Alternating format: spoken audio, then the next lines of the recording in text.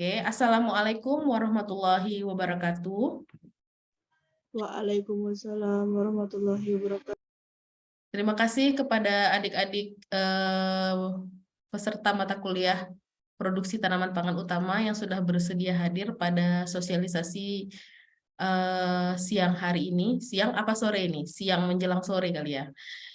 Jadi pada kesempatan ini Ibu ingin menjelaskan lebih lanjut tentang project based learning. Nah, project based learning ini merupakan salah satu metode pembelajaran ya yang nantinya akan diterapkan kepada adik-adik dengan tujuan agar adik-adik itu bisa lebih interaktif di dalam kelas sehingga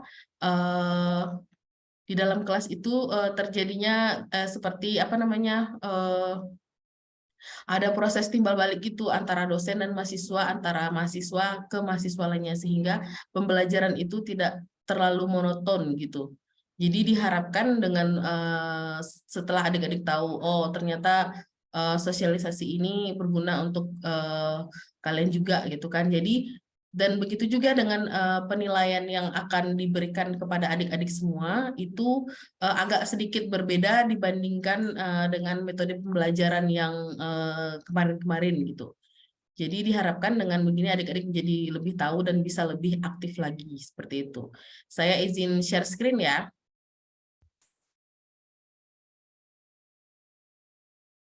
Share.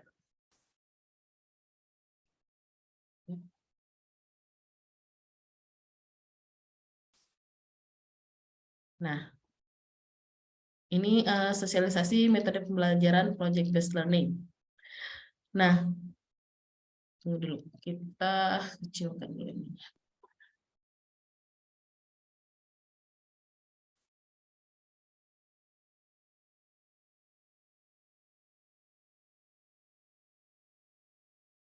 Dalam proses pembelajaran itu ada karakteristik pembelajaran yang baik yang harus dilakukan.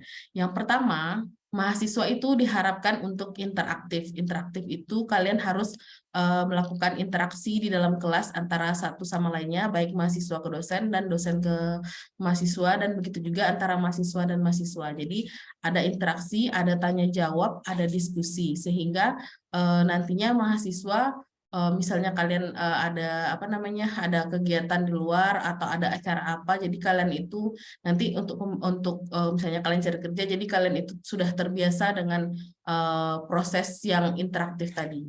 Kemudian pembelajaran karakteristik yang kedua yaitu holistik. Holistik ini adalah menyeluruh.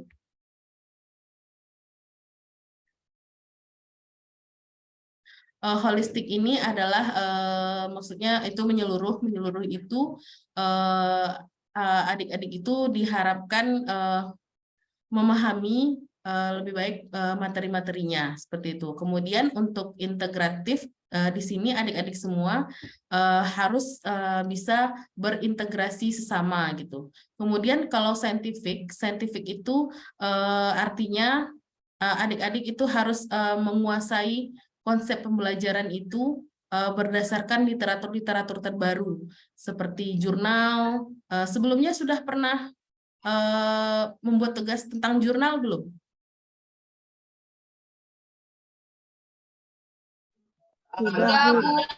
Ada, berarti sudah tidak asing lagi ya dengan istilah jurnal ya. Nah, jadi kalau bisa untuk pembelajaran nanti kalau untuk pembelajaran selanjutnya selain mata kuliah ini pun diharapkan adik-adik itu bisa apa namanya bisa menguasai pembelajaran dari jurnal-jurnal terbaru gitu kan. Kemudian untuk kontekstual itu sesuai dengan konteks pembelajaran. Kemudian untuk tema itu berdasarkan tema yang kita pelajari saat ini. Kemudian diharapkan metode pembelajaran yang baik itu bisa efektif sehingga adik-adik semua bisa mampu menyerap semua pembelajaran. Kemudian kolaboratif. Nah, kolaboratif ini salah satunya yaitu dengan metode diskusi. Makanya pembelajaran saya mengharapkan kalian itu supaya lebih adik-adik itu supaya lebih kolaboratif lagi gitu. Maksudnya supaya bisa lebih berdiskusi gitu kan. Termasuk dengan proyek praktikum tanaman pangan kita itu. Nah, itu kan salah satu bentuk kolaboratif gitu. Jadi adik-adik di sana bisa berdiskusi, setelah itu kegiatan apa gitu, lalu langkah-langkah kita apa. Jadi berdiskusi dengan baik seperti itu. Kemudian, nah semuanya ini pembelajaran ini harus berpusat kepada mahasiswa. Jadi diharapkan memang mahasiswa itulah pusat pembelajarannya yang atau kita sebut dengan SCL ya, Student Center Learning seperti itu. Bentar dulu ya.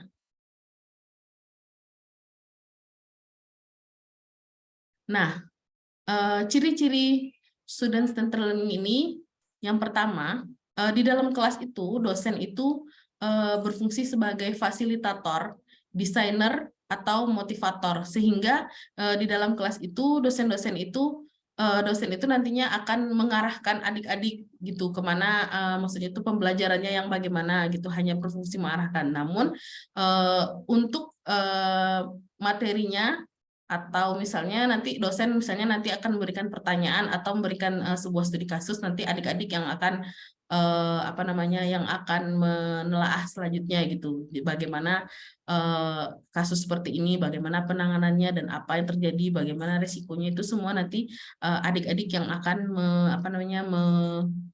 menyelesaikannya gitu. Kemudian untuk elemennya sendiri, yaitu adik-adik mahasiswa diharapkan untuk menjadi pembelajar yang partisipatif seperti itu. Kemudian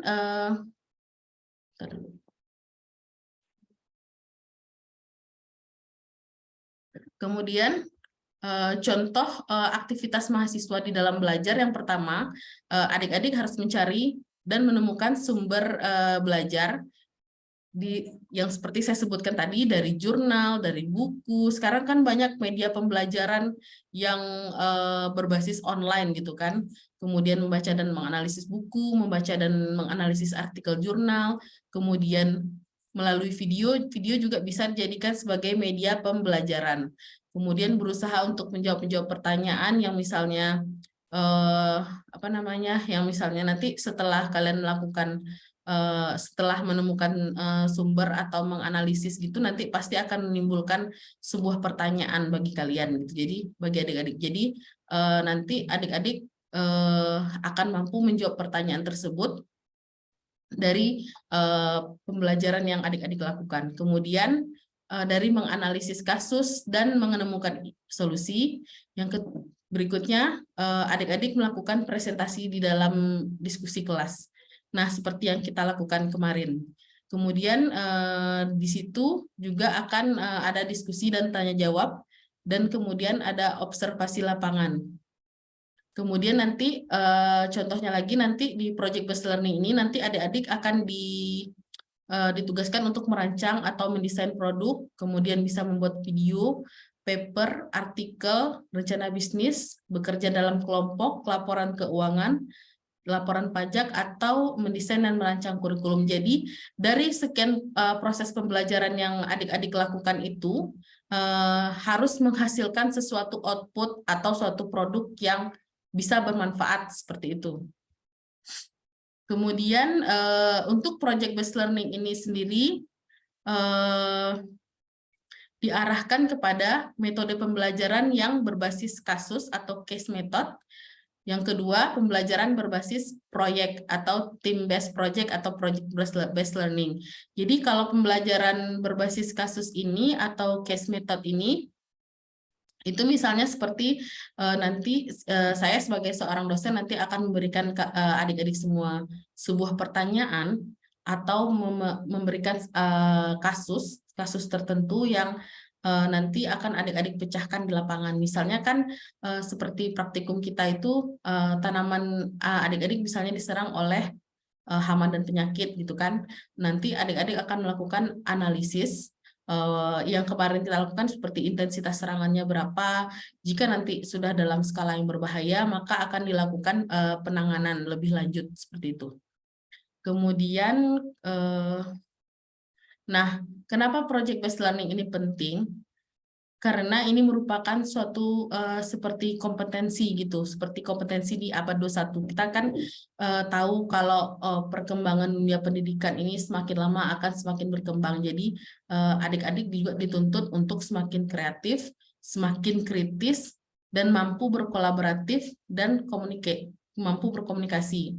Nah, ini semua jika misalnya adik-adik laksanakan dengan baik, maka adik-adik itu bisa nantinya jika berhadapan dengan dunia luar atau dunia kerja, jadi adik-adik itu tidak apa namanya, tidak kaku lagi, sudah tahu, sudah terbiasa gitu kan. Jadi di dalam kampus pun kita juga harus melaksanakan hal seperti ini. Jadi kalau misalnya kita hanya belajar saja di kampus, bikin tugas, itu kan membuat kita akan jadi monoton gitu. Jadi ketika kita keluar untuk dunia kerja itu pasti nanti akan kaget gitu kan.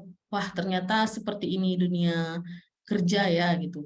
Jadi nanti kalau misalnya adik-adik sudah terbiasa dengan metode pembelajaran seperti ini, jadi ketika adik-adik nanti dilepas keluar atau setelah tamat nantinya, jadi tidak kaku lagi, tidak penguasaannya lebih bagus lagi gitu. Kemudian selain itu, Project Based Learning ini juga dapat meningkatkan indikator kinerja utama perguruan tinggi kita gitu. Nah, salah satu indikator kinerja utama ini yaitu indikator kinerja utama 7. Maksudnya itu mewujudkan kelas yang kolaboratif dan partisipatif. Jadi kayak perguruan tinggi ini kayak punya sebuah apa namanya, sebuah indikator kinerja atau sebuah janji kepada kementerian atau kepada pusat gitu kan untuk mewujudkan kelas yang kolaboratif. Nah, salah satunya yaitu dengan si project based learning ini seperti itu. Kemudian ini apa? Ini adalah diagram apa namanya, ikut 7 ini, ikut 7 partisipatif dan kolaboratif, mewujudkannya dengan cara metode pembelajaran dan evaluasi pembelajaran. Kemudian seperti yang saya sebutkan tadi dengan metode case method dan team based project atau project based learning. Kemudian nanti akan dilakukan evaluasi. Nah, untuk evaluasinya ini biasanya dilakukan dari hasil produk atau hasil kegiatan yang adik-adik lakukan seperti itu. Lalu ini adalah proses utama dalam pembelajaran kolaboratif. Yang pertama nanti inputnya yaitu, ya ada apa? Nah, inputnya yaitu akan adanya rancangan tugas. Ada apa? Ada yang bertanya atau gimana?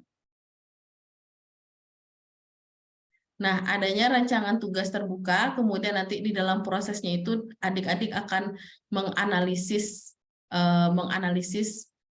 kemudian nanti akan dibuat sebuah output seperti pengalaman belajar kelompok seperti itu, atau membuat sebuah produk seperti itu. Jadi ini adalah definisi dari project based learning.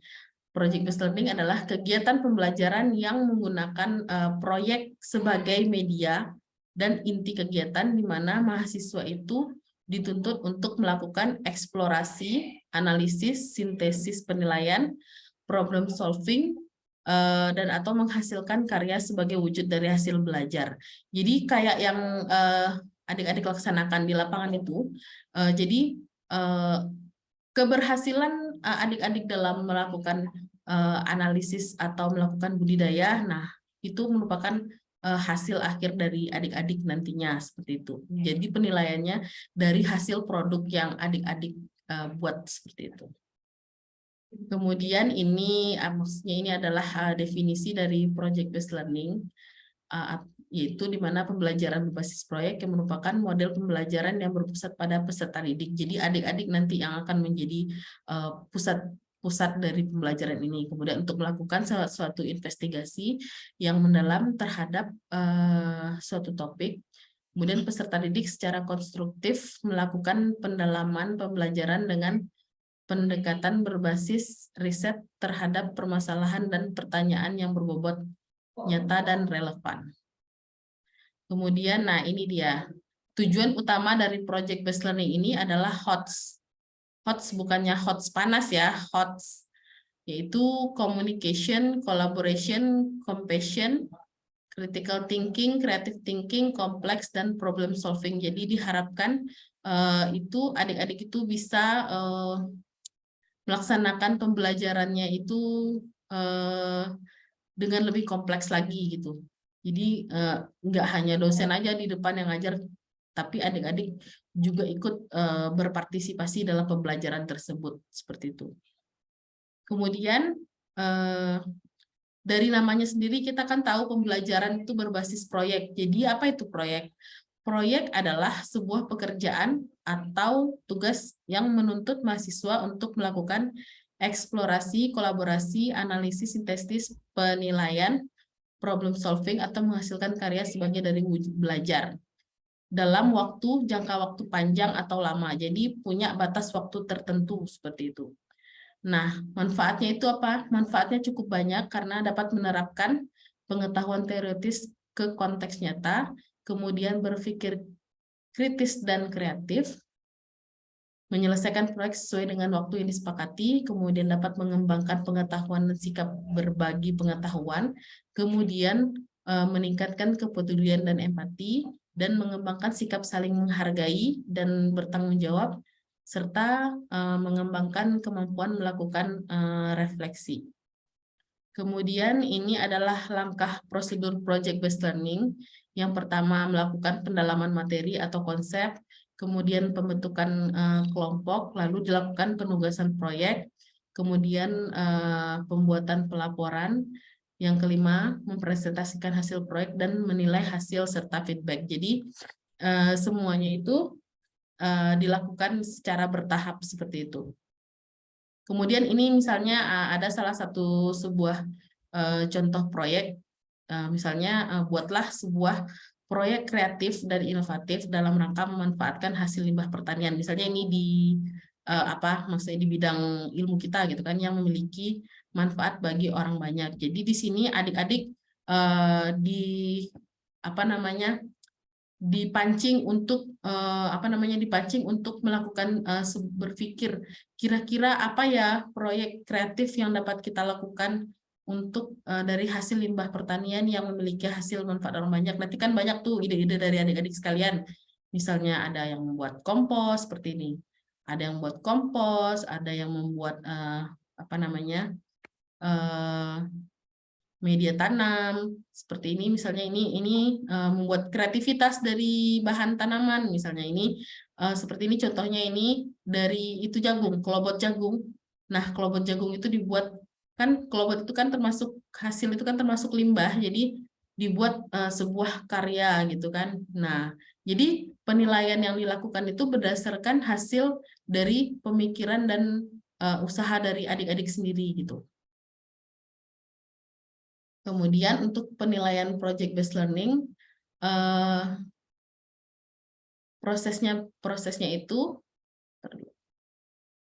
bagaimana mahasiswa, dan penilaiannya itu dari bagaimana mahasiswa bekerja, kemudian bagaimana sikap atau karakter yang terbangun dari proses proyek ini. Kemudian yang kedua, bagaimana kemampuan adik-adik mempresentasikan hasil karya adik-adik, kemudian bagaimana kualitas produk yang adik-adik hasilkan, seperti itu.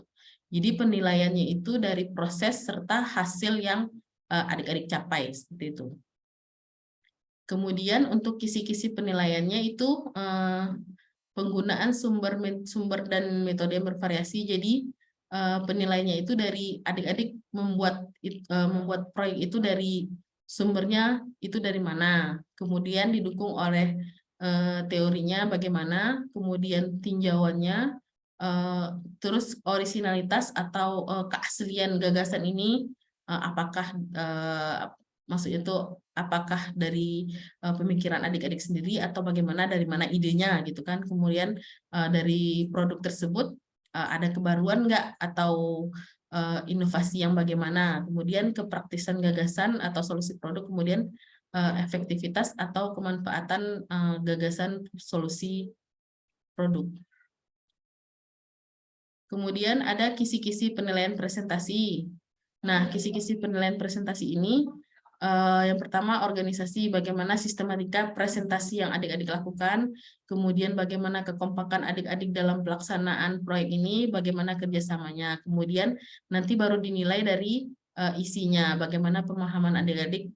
Nanti kan dari hasil yang adik-adik bikin itu nanti bisa dibikin YouTube. Jadi nanti bagaimana adik-adik mempromosikannya, bagaimana adik-adik mengedit kontennya gitu. Jadi tidak hanya produk itu tidak hanya produk yang dihasilkan secara hanya produk aja enggak, tapi kan kalau kita bikin konten itu juga termasuk produk seperti itu. Jadi nanti misalnya keberhasilan adik-adik itu bisa dinilai dari sana seperti itu.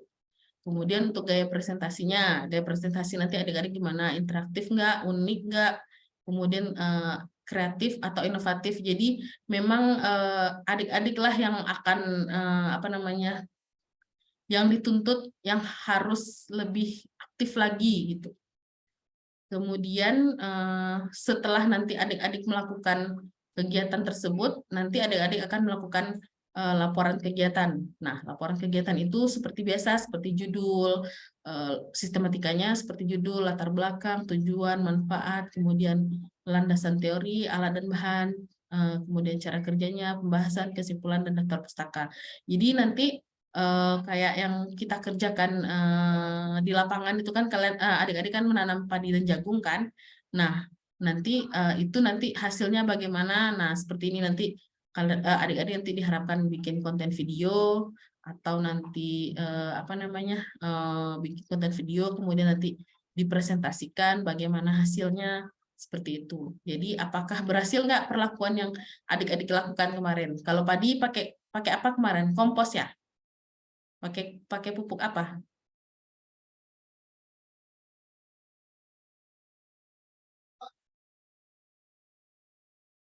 Kemarin padinya pakai pupuk apa jagungnya?